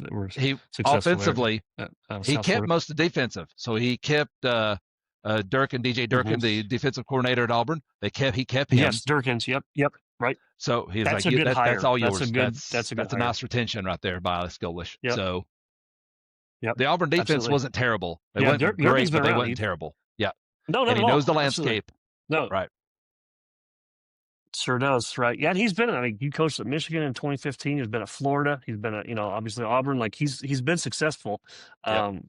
So I think that's his best hire already. Like I think that's they're gonna be all right. I think that's maybe you could argue that's the best hire anyone's had thus far, other than LSU, I suppose. Right, But like, for sure. we can get to that. So Cal says open.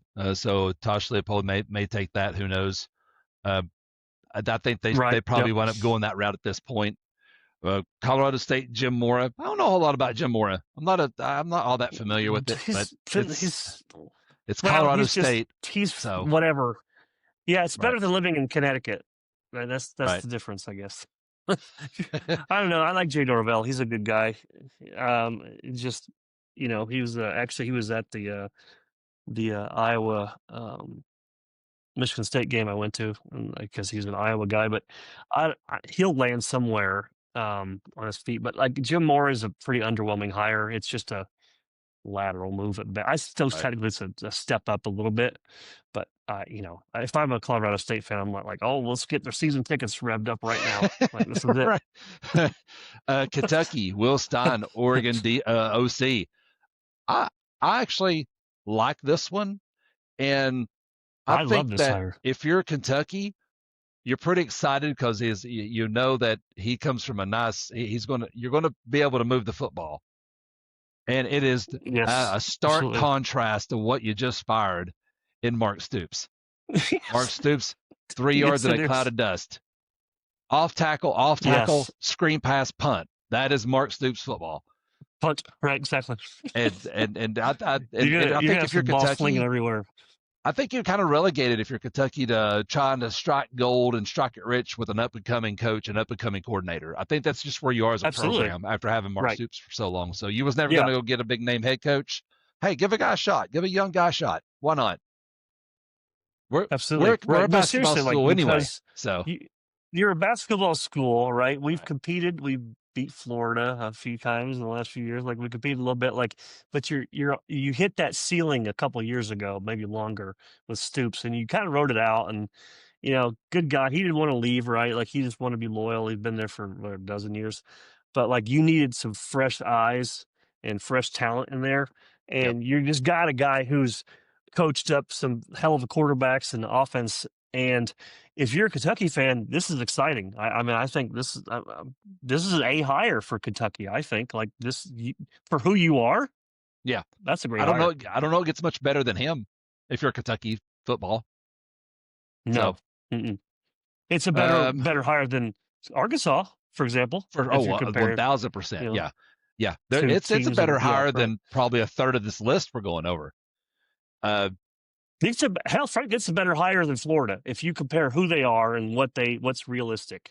I think it's as good of at least a good of a hire. I right. I I mean, I just like who he's produced with offensive or with quarterbacks. And Kentucky's got money somewhere in the coffers that they can. Again, it's all about who you can get in the portal, right? And if you And can he's find a had quarterback, they have a kid that's pretty good. he's not Honestly, like, bad. we'll see if they can coach him up. And Yeah, you've spent 2 years under Dan Lanning, who is a superstar. So you know how to right. run a elite program. You've watched it firsthand. Now that doesn't always translate into head coaching. Right. It doesn't. I mean, there's a lot of feel and a lot of gut and No. stuff like that that Right. comes with being a head coach, as far as Sure. what to call and timeouts and game management and all that. And we'll see how he does on that stuff. But Right. from a straight up, And his you know, resources at Kentucky are not going to be the same as resources at Oregon either, no, right? I mean, no, or those are Florida. quite different as far as cash and Florida, right? Exactly. And So I don't know. I just really like that.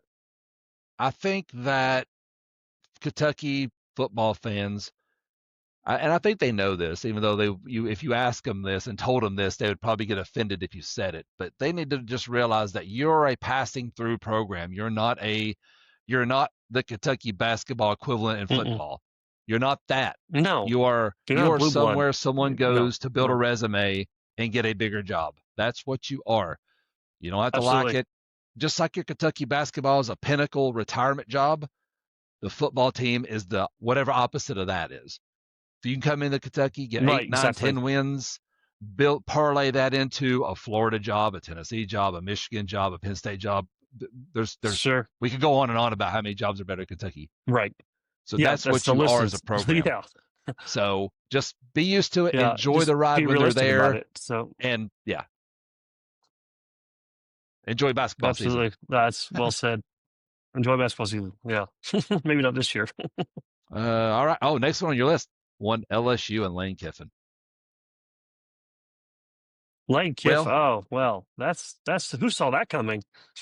I don't know any coach, and we talked about it, that can absolutely implode any program he decides he's going to leave. Besides FIU, and he probably had drama there, but no one cared because it was FIU. Oh, no one cared. Right. When he Right. leaves, there must be drama. He's like TNT. He loves drama, and Yes. he has to have it. He and Right. he's a Some people just feed fantastic off of play it. caller. He is. He's a fantastic play caller, Absolutely. a fantastic offensive coordinator. He was probably the best Ole Miss coach they've ever had. All that's true. What's also true is he is very short-sighted, and he Yeah. has no backbone when it comes to leaving a job. He doesn't do it professionally. It would have been No. really easy. And I'm just a regular guy in East Tennessee, Delaney. It seems to me it would have been really easy to be in contact with the LSU administration about, look, I'm going to see this through because I could win a national championship.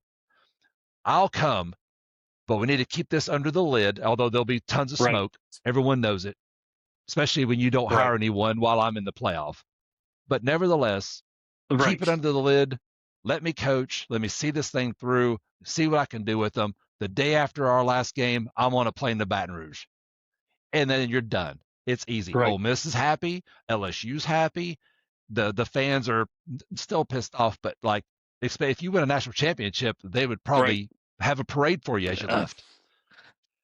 And Absolutely. you just Yeah. decided I'm gonna hold you hostage on your roster, knowing good and damn well if you're the AD, he's going to poach the roster anyway, no matter what he tells you. If you don't let me coach, Of I'm going to course he is. It doesn't poach the matter. roster. Exactly. Right. You're going to poach that roster anyway. Don't come tell me you So, won't do absolutely. He it already just because you started. get to Everybody coach. knows. Right. Come on, man. Right? Exactly.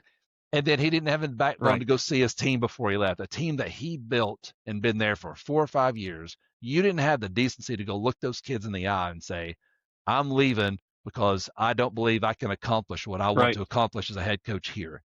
This is why I'm leaving. I'm sorry, guys. This is just the way it is. And you leave. He didn't Yeah. even have the courtesy to give them that. And so LSU knows what they're getting, Mm-mm. and they know that Yes. they are getting a guy that could win a national title or two. He could absolutely implode the Sure. Right. whole damn thing as well. And there ain't no in And burn it between. down. Yeah. So, No. eh, No. Absolutely right. You get one or the other. yes, right.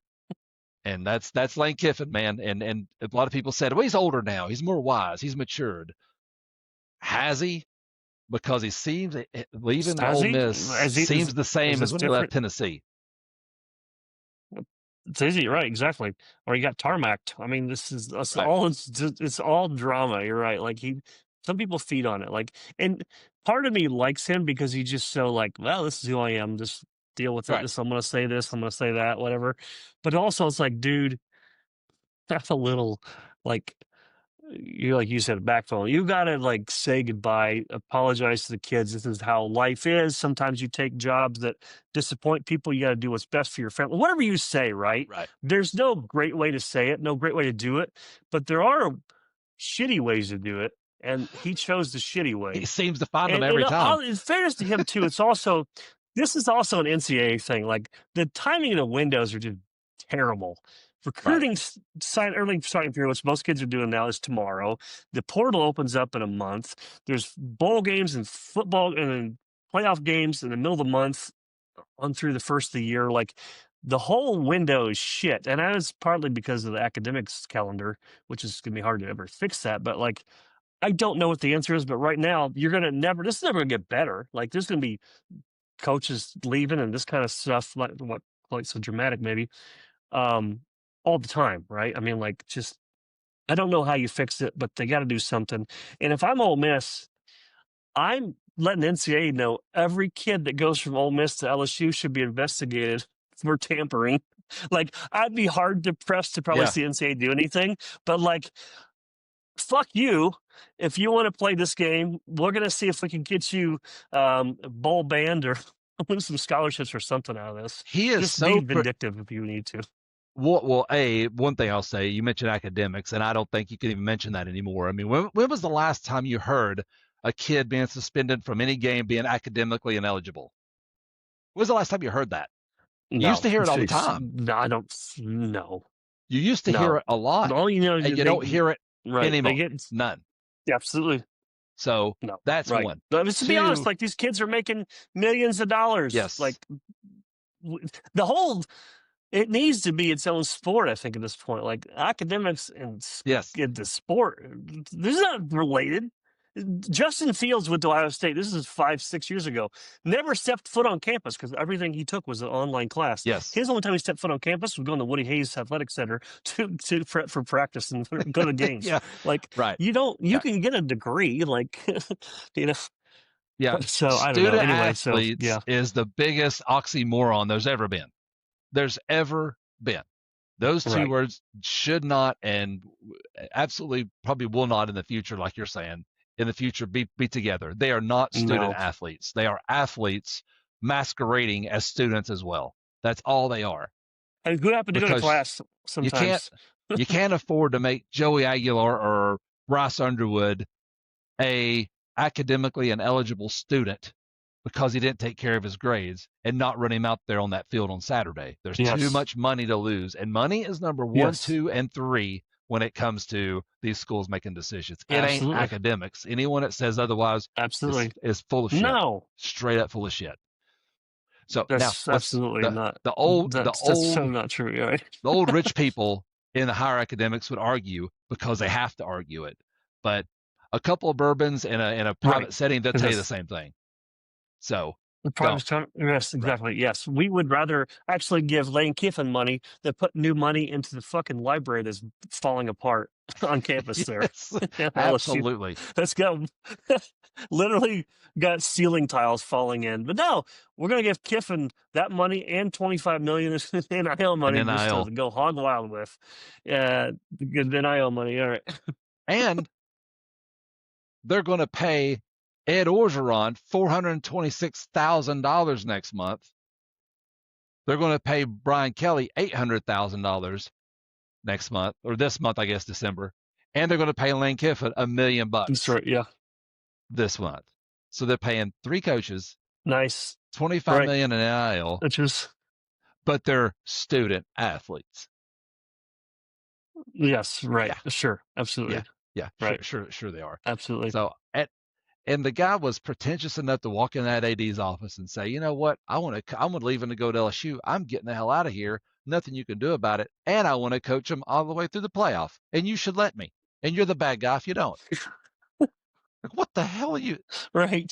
Like he put it on Twitter too. Like the AD's like, what the fuck off, right? Right. Get out of here. Hit I the seen road. I So seen they an did the right ex, thing is hire that guy right Yes. away. for sure. I seen an ex. It was a post that was like only Lane Kiffin can burn the bridge he's also standing on. Like he's the only one that could stand on the bridge and still try to burn it down. It's bananas. But On purpose. Right. Absolutely. yeah. Right. Michigan State, Pat Fitzgerald. You actually called this one not long ago, huh? Pat Fitzgerald taking that Michigan State job. Yeah. Boy, that's yeah. that It's says money to me underwhelming too. if you're a Yeah. Michigan State fan because it does send money. Well, so they're they had the $33 million buyout Jonathan Smith, which was the most inappropriate hire as far as like who they are as a program and who he is. It Right. made no sense. It might as well have hired me. It made no sense. And I think he's a good guy. He's a good coach. His problem is he didn't hate Michigan enough, and he was just too even keeled. And Yep. they're used to D'Antonio, who was just like this and that, right? And Pat Narduzzi is the guy, he's the coach at Right. Pitt. He's a D coordinator. Like they need to have hate fueled to feel in existence. And Jonathan Smith is just a nice guy. He's just just like this all the time. Never gets too high, never too low, and that wasn't quite good enough. And they, he wasn't great on game day. They had some trouble with quarterback play, but clearly he's a good coach, right? And that's Oregon State showed he did well out there. Which they hired someone else, so he can't even go back to Oregon State. I'm not sure what he's going to do. Fitzgerald is a guy who is at Northwestern for a long time. Obviously, he played there in the '90s, successful there. His best thing about him and success-wise is that he was a coach of the Big Ten West when that still existed, and that's been gone for a couple of years now. Fitzgerald has a coach for 3 years now. They did settle the lawsuit about the hazing thing, so that's sort of like, I don't know if that's totally absolved him, but it was like it showed that maybe he wasn't negligible, basically. So they had to, clean that up. And make that, polish that up. But if you're Michigan State, like this guy's went 4-20. He had a couple 10-win seasons, but he went 4-20 the last 2 or 3 years. Right. Like, which coach are you going to get? And you don't have money. You don't have money to compete with Michigan or Ohio State or USC or UCLA or maybe UCLA or Oregon or, take your pick. You're going to be fighting for scraps with, Nebraska and the Iowas and the Minnesotas of the world. So You know who should have that he job? hasn't recruited for a couple of years. He has no. What's that? You know who should have that job? Who you should just went and hired? Bobby Petrino. He'd have took that job in a second. Bob Petrino or Brian Kelly. Yeah. I don't know if Brian Kelly would have, because that's a huge step down from what he's used to. But Bobby Petrino's beggars can't be choosers. Yeah. If you made a run at Bobby, there's a number of schools on this list we're talking about that if Bobby Petrino's an upgrade over any of those guys, and you just and it's optics. I get even it. A neck brace. Yes, I understand. Yes.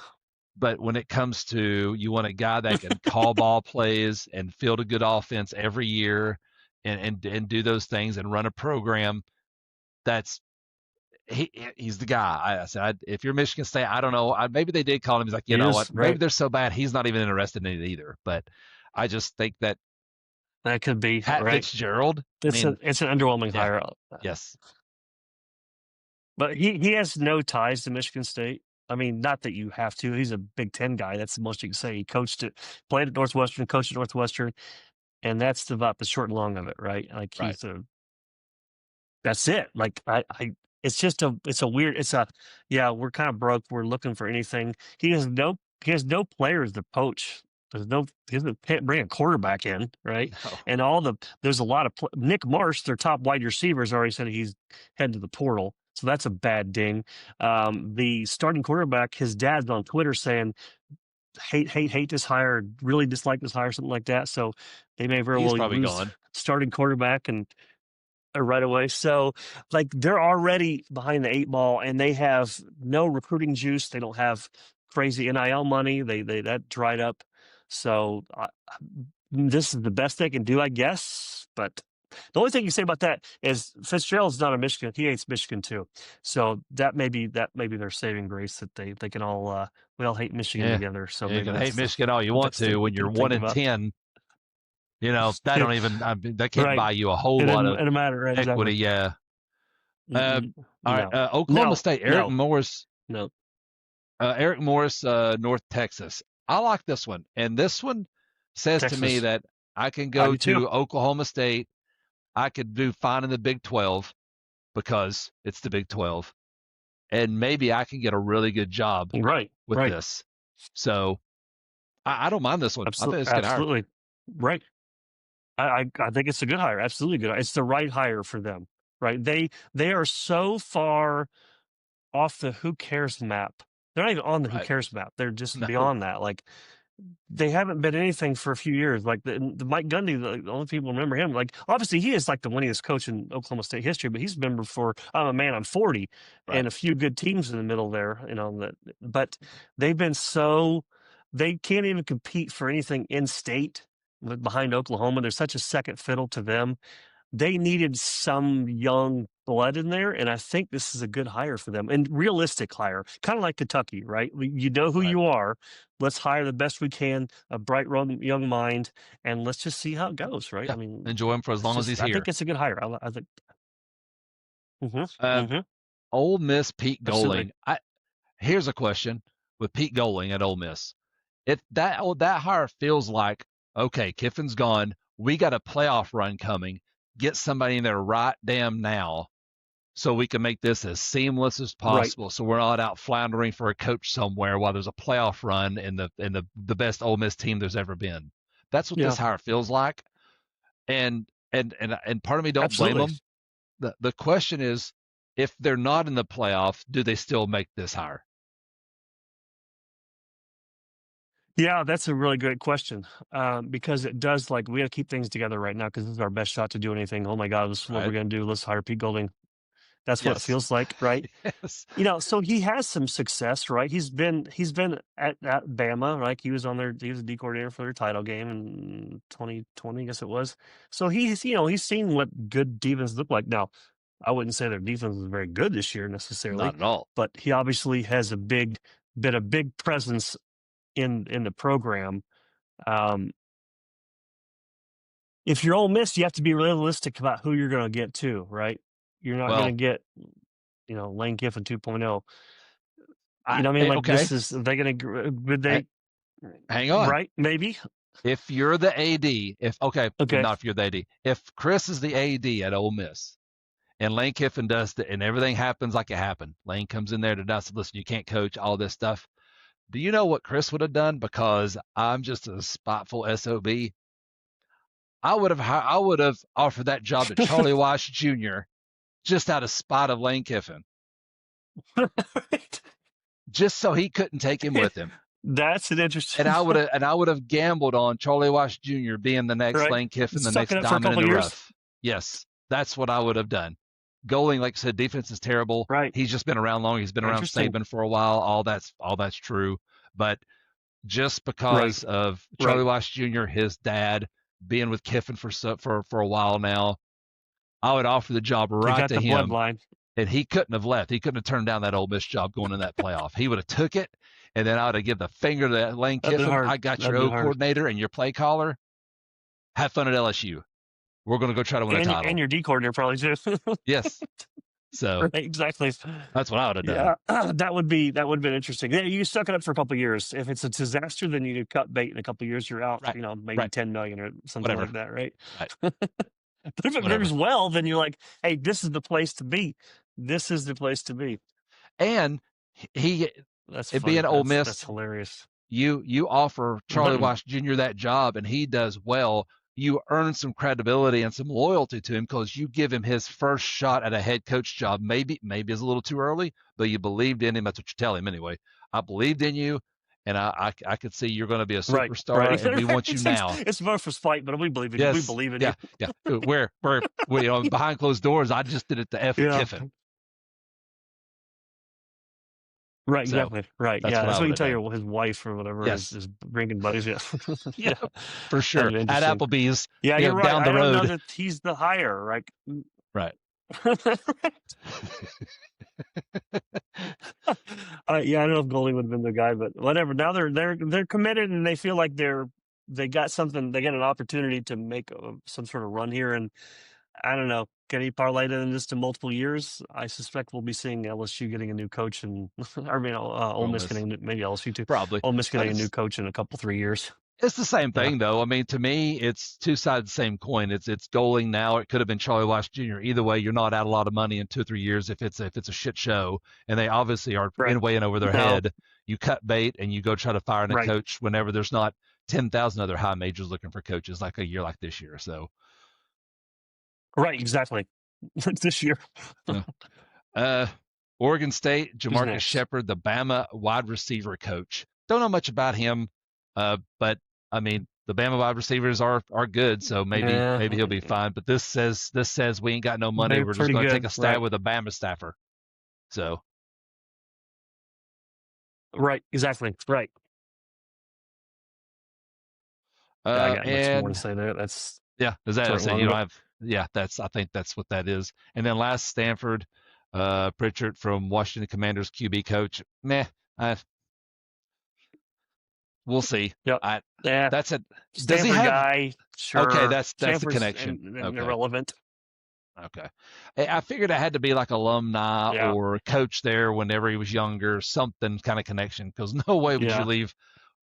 I mean, Stanford's beautiful and all in California, and it's a hell of a lot better than being in DC, I'm no, sure. But right. I don't know why you would leave an NFL job for a college job Yeah, I unless you had would a connection imagine, to right? it. Yeah, Uh, So, right. And I mean, yeah, Stanford's a nice stepping stone program as well too. I guess it makes sense. The one person I forgot to mention earlier to rewind all the way to the Penn State job as a name that has kind of been thrown out there a little bit. He is the O coordinator for Ohio State, Brian Hartline. Now he has okay. no head coaching experience, of course. He's only got a couple years of O coordinator experience, but he's been with the Ohio State program. He once played it there.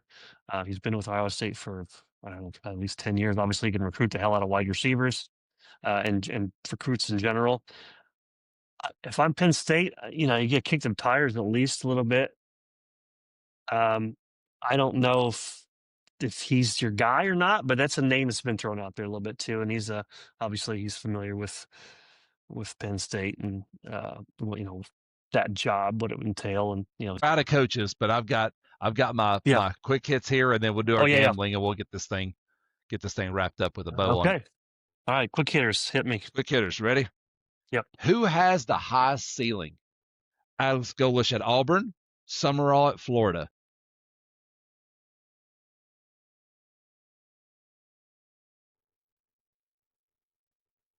Right? I It's made that tough. one up. I'm like, damn, I don't even know how to It's answer tough. that. It's tough because I like the Auburn hire better. Yep. And there's no east west anymore, so maybe it doesn't matter as much. And program wise, I don't think there's any dispute that I think the Florida program ceiling is higher than the Auburn program Yes, ceiling. absolutely. Right. But But with the coach, with the coach, I right? I I just feel like I may be If going by like which one's more impressive and which one's more underwhelming. I'd say Florida's quite underwhelming, and I said as an A for yeah, Auburn for Golish. So I'm inclined to go with Auburn because like they're just a few they they're a few plays away. I don't know. Florida, you could say that too, but like they're just such a disaster right now. It's hard to see them turn it what's around. what's funny to me is you could take these coaches and switch them programs, and the Yeah. answer is obviously Florida. Yes. Yes. Which leads me to believe that Auburn has the higher Right. ceiling, Right. right? Even though the ceiling for Golish is higher to the ceiling of Auburn than Summerall to the ceiling of Florida, I guess is the best way to Right. put it. Yeah. Uh, should Miami be in the playoff at 10-2, but no ACC title game? Well, that's where yes, right? Because they're the best team in the ACC, I think, Right. right? I I mean, think so like too. they've had a couple duds in the middle of the season, but they clearly are better than anyone else in there. Although they lost to Virginia, right? So there's Right. that. And SMU, bad And loss to SMU, SMU. right? Yeah, right. So I mean, they're more likely to be able to do anything in the playoffs compared to Virginia, and certainly compared to Duke, who's not going to get in if they win anyway. Um, Virginia's like might as well be a group of five, team to throw Right. in there, honestly. They'll So travel if first round and be out. That's going to yes, be right, Virginia. exactly. So if you want teams that are going to be able to compete because they have talent and maybe coaching, Miami is the obvious answer for the ACC, right? I mean, but I mean, you can't just do that just to do it. But they're going to be on the outside looking in, right? Yeah. Um, What unless a, they're going I, to be the best team in the ACC, and they're going to be playing in some bowl against Vanderbilt or yes, someone like right, that. yep, So, absolutely. So that's just shows you like Duke should no way, shape, or form be in the ACC title game. Like just right. he lost 5 games. That should be an So, automatic disqualifier. right. Big Ten has 4 teams guaranteed in, right? They have Ohio State, they have Indiana, they have Oregon, Oregon, and well, that's it. that's it. Yeah, That's so it. three games, That's three it. teams guaranteed. So that opens the door for maybe 5 out of the SEC, maybe. Absolutely right. I think that's probably likely. Yeah, So UGA's in, definitely. Ole sure, Miss is in, definitely. absolutely. So A&M. let's assume, yeah, and A&M's in, yeah, obviously. Yep. Yep. So that's three. That's So three. that Yep. leaves Bama, Vandy, and Oklahoma. Bama, if they lose to Georgia's 10-3, Vandy's 10-2, OU's 10-2. You can only have two of those three. Which one's you taking? Now, is this about like the best team to play, or is it about who's going to bring the most money in? Who's making? Who's I who's so okay. So the best two teams of those three that I feel like they would be able to compete the best are Bama and Vanderbilt, just because I think you're right. Oklahoma's offense is just like they're gonna get beat I would early. pick Vandy on a neutral court, well, on a neutral field against Oklahoma. I would pick Yes, Vandy. absolutely. Absolutely. Yep, So I'm inclined to think those two. Now, I don't think it's going to work out that way. I think it's Vandy's I going to don't be either. outside looking in. Yep, I think there's I don't know five how and you Vandy's on the outside. I don't know how you justify putting them in there at this point now. Like, how do you change all that up, right? If Oklahoma's team just all gets COVID and they can't participate, then maybe Vandy gets in. But otherwise, how you gonna change that up, right? Yeah, I'm with you. I said I think it's Vandy Bama. I didn't know if you'd go Bama OU on that or not, but yeah, I'm with you. I, Vandy Bama. I can I think see if that's you so want too. to, but like this Vandy's just playing so good, and frankly, they're way more interesting to watch than Oklahoma They too, are right? because If Pavi is you want, interesting to it's about watch. eyeballs, right? That's somewhat important, right? To these guys making these decisions, clearly. Uh, Last one, and this is my favorite one here. I'm quite proud of this one.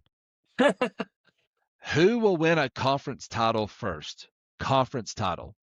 Conference Kiffin title, at okay. LSU, Franklin at Virginia Tech, Summerall at Florida. I'm going with Franklin to kind of echo what I said earlier this year, Yeah, because that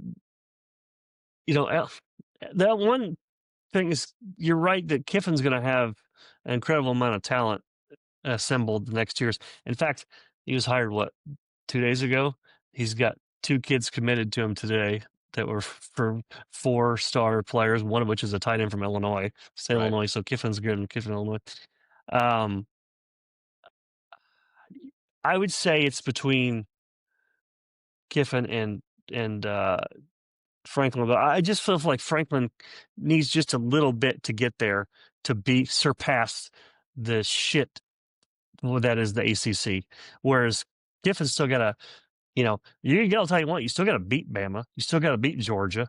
Right. You still got to beat maybe A&M. You still got to beat Texas, right? So you got your work cut out for you, and it's not even West Division, East Division anymore. So unless they get a really good draw, I guess if you look at the schedule, that might be a better way to cheat and say like if they both have influx of good talent on both sides of the ball, especially quarterback, who has more likelihood? I still say it's probably Franklin because he's competing against Miami, Right. maybe Clemson. They're an afterthought, right? I mean, what are they going to do next year? Um, I don't know. Maybe I'm crazy, but I just feel like Franklin's like the most likely guy to put money on if you're going to do that. I think you're right. I would pick Franklin at Virginia Tech too. And that was interesting when I was looking at that. I was like, I wonder who I would take, but I think it's Franklin, even though the bright lights are on Kiffin and LSU and what that's going to become. Absolutely.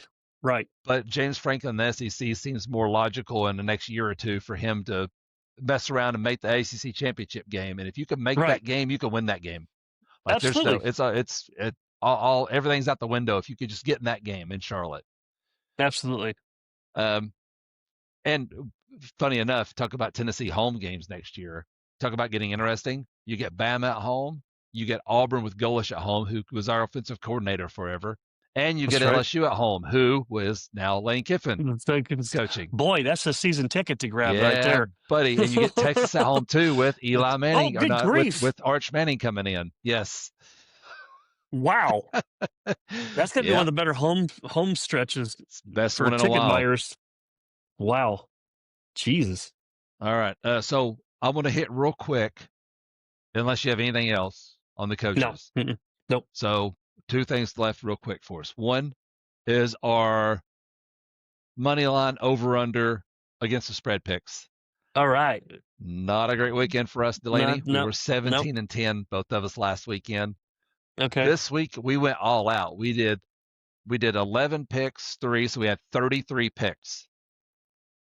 You went 11-22. I went 12-21. So, wow. Yeah, and that's it for those folks. Yeah, this is Health We Know podcast. That's Chris. I'm Brian. This is the worst decision you can make to watch if you're going to watch for gambling picks. Almost the worst. Almost. We don't have any money on those. Yeah. These babies right here, however, we do. Yeah. Give the folks a recap. This is episode 15.1. This is the end of the college football regular season, playoffs starting, and this is our recap for what the science experiment, if you will, Chris put together for us this year. Yeah, right. So what we did is before the year started, this is back in August, looked up the past 5 years of SEC home team winning percentage. Come out to be about 69 point whatever, round up to 70. So that's what we went into. Sure. I included OU and Texas in those, even though they've not been in the league for 5 years. So I decided, well, let's put that to the test. Let's see if we can win money by putting that 70% to the test for the whole year. So we start with $147. That's what we went into this thing with. Mm-hmm. So 14 weeks, $147. We ended the year at 51-31, 62.2% winning percentage. Okay. Now, that you would think would equal money. However, it don't. I know it's going to be crazy. Yeah, it did not. Now, next year we're going to have better data than this year, because next year we're going to do our favorites on their home field and we're going to do the underdogs on their home field. We're going to keep up that record. Yeah. This weekend we went. What did we do this weekend? We went 3-5. We had 8 games. We went 3-5. 3-5. The favorites were 2-2. The underdogs were 1-3. So that's just a small snippet. That's just been the what's happened, right? So it's 33% home winning percentage for the underdogs, a 50% winning percentage for the home favorites. So next year when we do this, it's going to be really interesting to keep up with those as we go as well, and see how they line up for the whole year. Start off with $147. We ended with $12.89.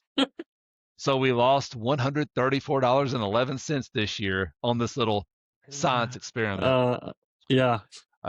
We won the Texas A&M game, the Florida State game, the OU LSU game. We lost Mississippi State at Ole Miss, South Carolina, or Clemson at South Carolina. Ole Miss at Mississippi State, sorry. Clemson at South Carolina, Mizzou at Arkansas, Bama at Auburn, and Vandy at UT. So all those home teams lost. So that is the experiment. Now, tomorrow, I'm going to have some fun because we got $12.89 left in the tank. And we're either going to make a little money, or we're going to burn this MFR to the ground, this $12.89, because there's 5 championship games on Saturday. You and I are going to do some picks, and I'm going to do a parlay. Okay. So it's all or nothing. We either hit it and we win, or we lose it all. And that's how we're ending the year. So I'll have that tomorrow. Okay. All right. Well, this is a just under 2-hour show. Hope you enjoyed this. This is the end of college football. This is the end of, well, not forever. Not literally. It's the end of the regular season. Yeah, it feels like forever. Right, exactly. About now we're May or June, forever. We'll be like, when's it going to be August again? This is bullshit. I'm tired of waiting. All right, so that's Chris. I'm Brian. This is Health We Know podcast. This is your college football podcast. We will be back tomorrow to preview the upcoming games and hopefully make a little money off the parlay to make up for all of our losses this year. Probably not, but Yeah. We'll give it a shot. Hold your breath. All right, folks. We'll talk to you soon. See ya.